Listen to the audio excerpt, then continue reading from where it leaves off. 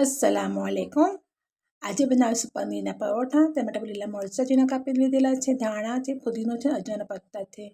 તમે એમાંથી ડુંગળી પણ કાપીને નાખી શકો છો, આદુ લસણ પણ કાપીને યુઝ કરી શકો છો, જે બારીક ક્રશ કરીને। પછી બધી મસાલા બેઝિક મસાલા છે, એમાં જે મરી પાવડર છે, મરચું છે, જીરું છે, ચાટ મસાલો, હળદર અને સંચળ મેં એડ કર્યું છે। પછી આપણે એમાં એડ કરીશું પનીર। પનીર જો મારું છે ઘરનું બનેલું છે અને અમે હાથથી તેને મેશ કરીશું તો સરસ મસળી જશે। જો બધા બહારનું હોય તેને છીણીને પણ યુઝ કરવું પડે છે। તો મેં એને મસળી મિક્સ કરી દીધું છે।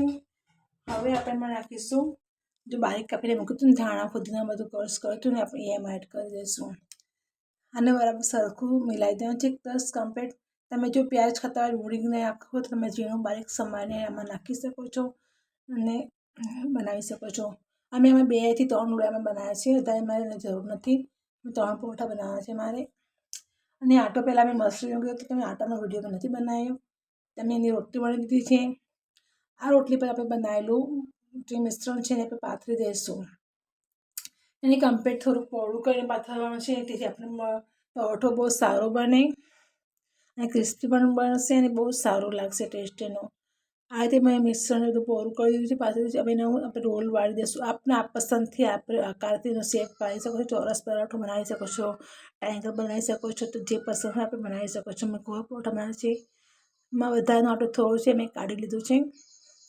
પછી આપણે એને દબાવીને પ્રેસ કરશું, હલકા હાથે પ્રેસ કરવાથી બહુ ભાર દઈશું તો પરાઠો ફાટી જશે ને બધું આપણું સ્ટફિંગ બહાર આવી જશે। તમે હલકા હાથે પ્રેસ કરશો તો બધો મસાલો કમ્પ્લીટ બધી બાજુ ભરી જાય છે। પછી આપણે ધીરેથી થોડું હલકું બેલી લેશું, વણી લેશું। આમાં પરોઠો વણાઈ ગયો છે। એટલો જ જાડો, બહુ જાડો કરવો નથી, પતલો જ રાખ્યો છે અમે। તમે પણ આ એટલો જ પતલો રાખશો તો સારું લાગશે ટેસ્ટમાં। પછી આપણે હલકું બટર યા ઘી તેલ જે આપણે ખાતા હોય એ નાખીને એને હલકો થવા દેવાનો છે। થોડું થયું છે આપણે પલટાઈ દઈશું, પણ પછી થોડું જરૂર લાગે તો બટર યા ઘી યુઝ કરજો, એડ કરજો, નહીં તો એને શેકાવા દેજો। જો અમારો પરોઠો શેકાવા આવે છે એનો કલર પણ બહુ લુક સરસ લાગે છે। હવે પાછું એને પલટાવીશું તો એને પછીથી હલકા હાથે એને પલટાવીશું। એમાં પરોઠો ચીપકી ગયો છે, તમે નોનસ્ટિક હોય તો બીજા તેલ વગર પણ સરસ પરોઠો બને છે। આજે મેં એને યુઝ નથી કર્યો, તવો યુઝ કર્યો છે, તે થોડો ચીપકી જાય છે। આ રીતે સ્પોટ પર તે આપણે પરોઠાને શેકવાનો છે અને તે ઉપરથી ક્રિસ્પી બનશે, અંદરથી મસ્ત સોફ્ટ પોચો બનશે, બહુ ખાવામાં સારો લાગે છે। થોડું ઘી ઓર એડ કર્યું છે, એ સાઈડ પરથી આપણે એને દબાવીને પ્રેસ કરીને કિનારી પર શેકી લઈશું। તેથી આપણે કિનારી પર થોડું કાચા જેવું લાગતું હતું તો તેને દબાવીને પ્રેસ કરીને સાઈડ પરથી શેક્યું છે।